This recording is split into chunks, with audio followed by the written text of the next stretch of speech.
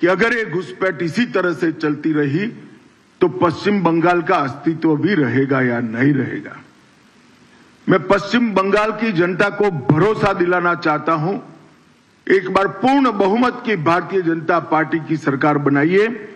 हम detect, delete और deport ये पॉलिसी के तहत चुन कर एक एक घुसपैठियों को बंगाल के बाहर निकालने का काम करेंगे और बंगाल और देश को सुरक्षित करेंगे।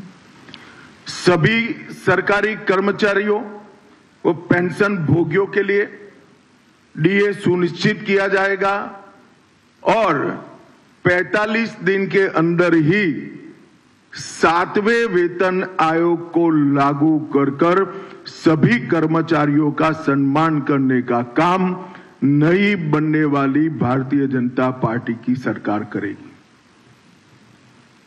मध्यम वर्ग और लोअर मिडिल क्लास और गरीब वो सभी में महिलाओं की हालत बहुत दयनीय हुई।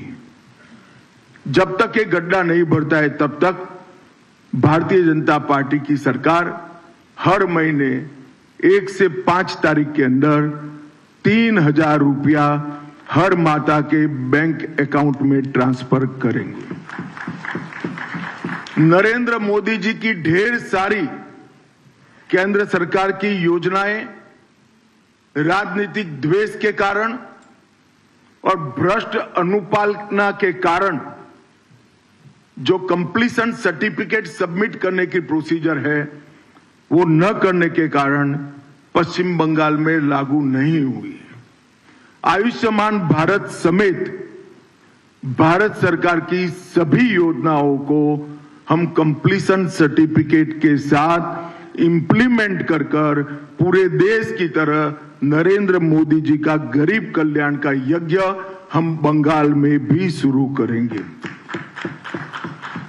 महिलाओं के स्वास्थ्य के लिए निःशुल्क एचपीवी टीकाकरण, कैंसर की स्क्रीनिंग और 100% इंस्टीट्यूशनलाइज्ड डिलीवरी, हर प्रसूता को डिलीवरी के समय इंस्टीट्यूशनल डिलीवरी का फायदा मिले वो हम सुनिश्चित करेंगे। भारतीय जनता पार्टी शासित कई राज्यों ने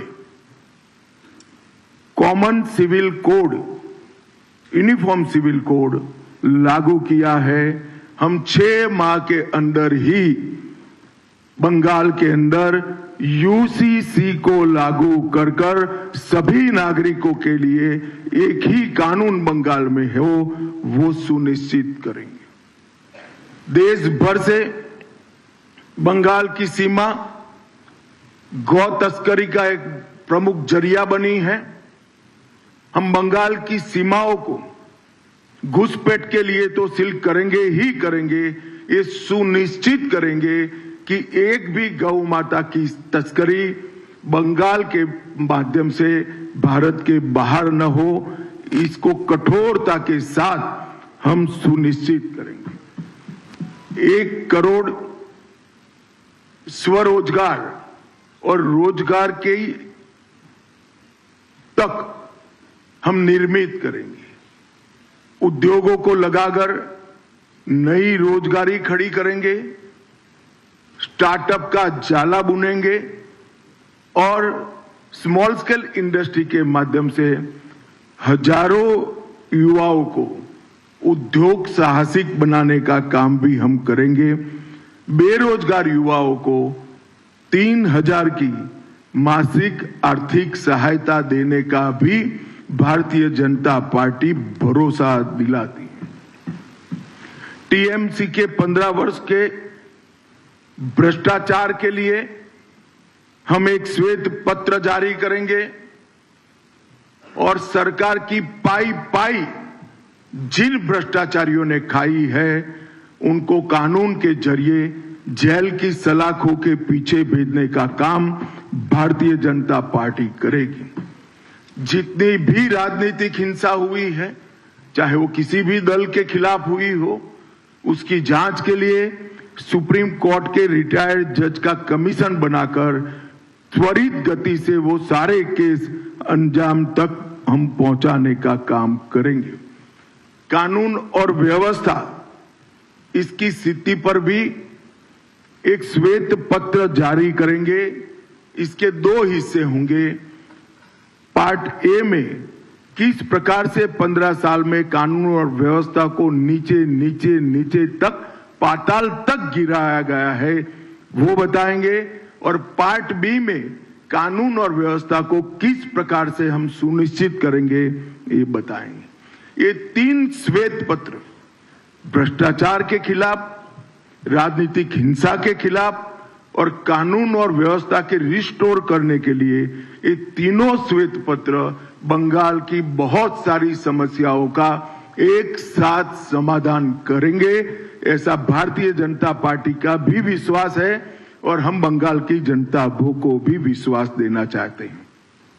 महिला सुरक्षा हेतु बंगाल में ही पुलिस बटालियन, दुर्गा सुरक्षा स्क्वाड और आत्मरक्षा प्रशिक्षण के लिए एक अलग से स्क्वाड की रचना हम करेंगे।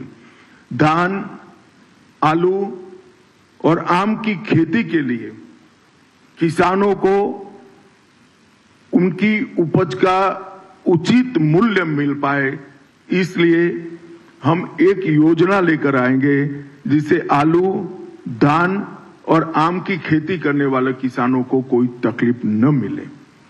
हर किसान का 100% 1-1 ग्राम धान 3100 रुपये के दाम से बंगाल सरकार खरीद लेगी, जिससे धान के किसानों को सस्ते दाम में अपनी उपज बेचनी न पड़े।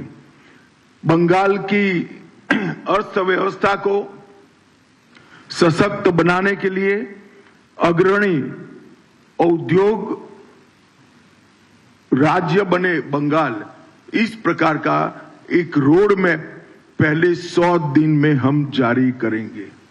बंगाल को ब्लू इकोनॉमी का मुख्य निर्यातक केंद्र बनाने के लिए जरूरी इंफ्रास्ट्रक्चर और ब्लू इकोनॉमी को बढ़ावा देने के लिए सारी व्यवस्थाएं एक योजना के तहत दी जाएगी।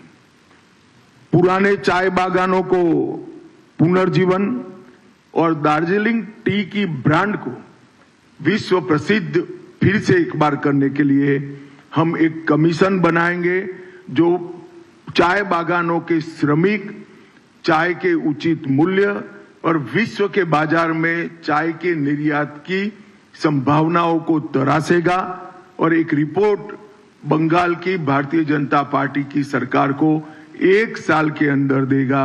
बाकी के 4 साल में हम चाय बागानों को फिर से खुशहाल बनाने का प्रयत्न करेंगे। जूट उद्योग के आधुनिकीकरण के लिए भी भारत सरकार की योजनाओं को बंगाल सरकार ने लागू नहीं किया है, हम इसको नीचे तक पहुंचाने का काम करेंगे।